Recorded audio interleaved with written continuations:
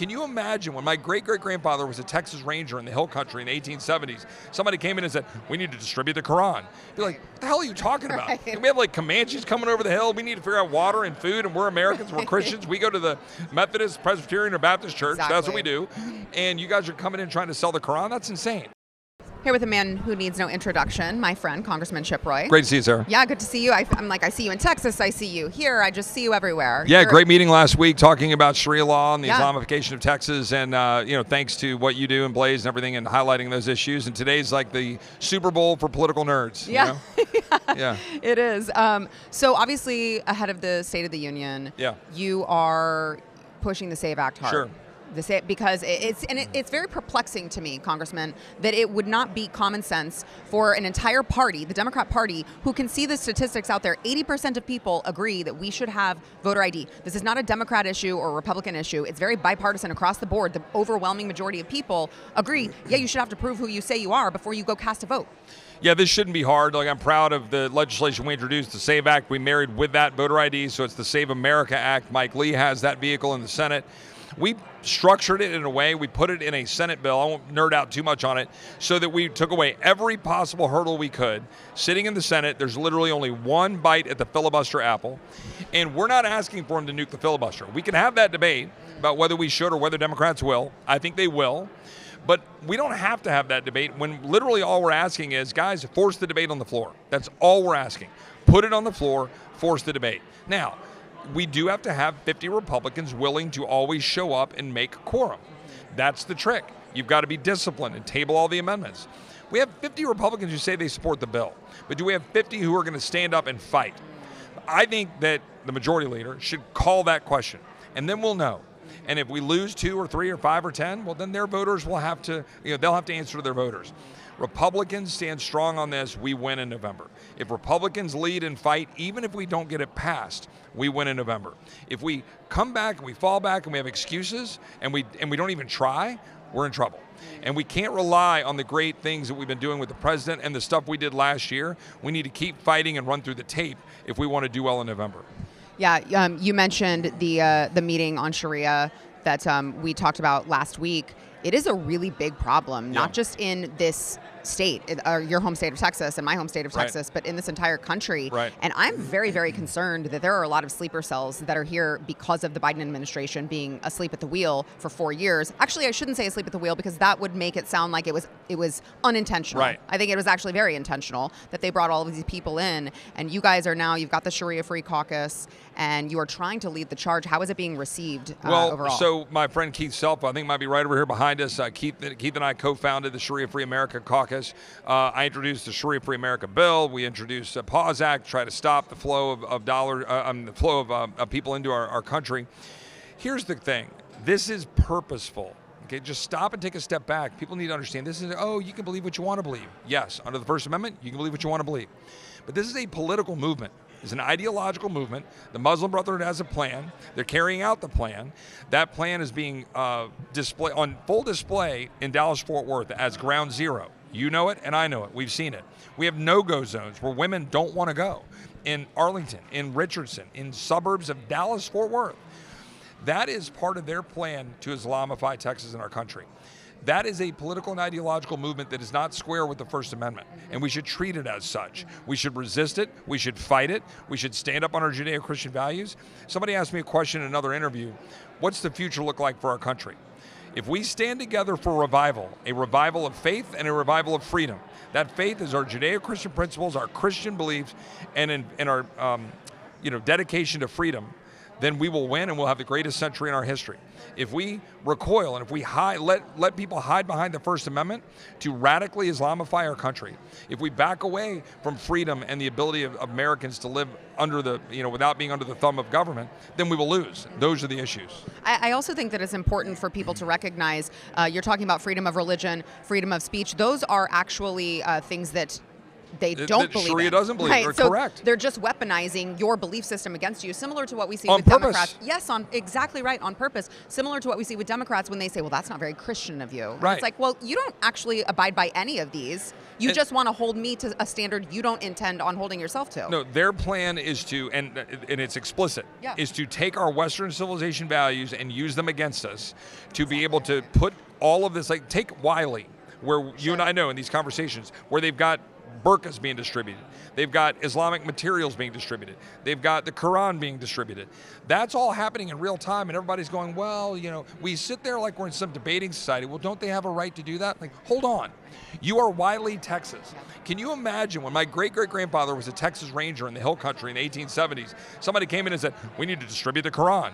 Be like, what the hell are you talking about? Right. We have like Comanches coming over the hill. We need to figure out water and food, and we're Americans, we're Christians. We go to the Methodist, Presbyterian, or Baptist church. Exactly. That's what we do. And you guys are coming in trying to sell the Quran? That's insane. Yeah, exactly. Yeah, I think that it's important for Americans to recognize why freedom of religion came about and what it was intended for. It was never intended to allow Islam into the country to hold Christianity against us. So what grade would you give the president moving into the State of the Union for how the State of the Union is so far?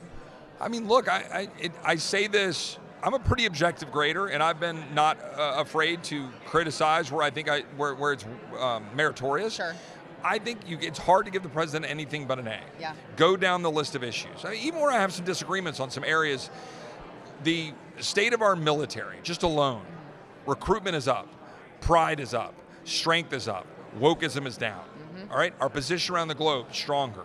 Our execution of the bunker busters in Iran to take out their nuclear capability. The execution of what happened with Maduro in Venezuela, unbelievable. All right, so there's one.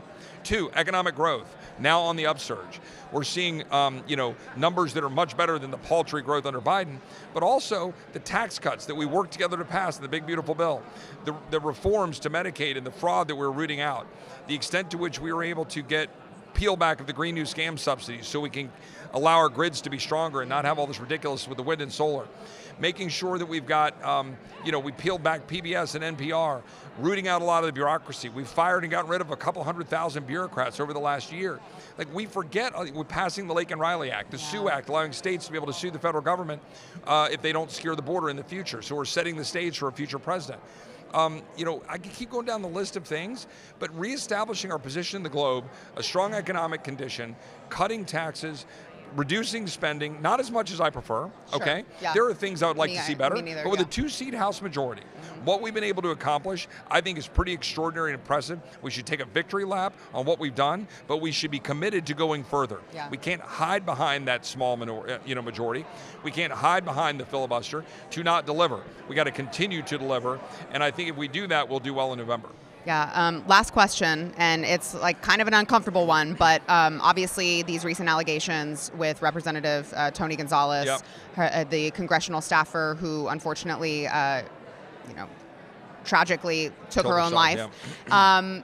These alleged text messages that have come out are extremely concerning, Congressman. I've seen some people in the House very vocal against him. What are your thoughts on how this needs to all play out? Yeah, well, remember 2 years ago, I was one of the few members of Congress that actually endorsed his opponent, Brandon Herrera, at the time. Yeah. And I did so because I had some sort of glimpse into how I thought Tony was performing as a member of Congress, and I just had disagreements with him. Didn't wish him ill. He's terrible. And he's not been with us on a lot of issues, right? So I did what most people don't do, and your fellow delegation, I endorsed his opponent. Yeah. Yesterday, I endorsed his opponent again.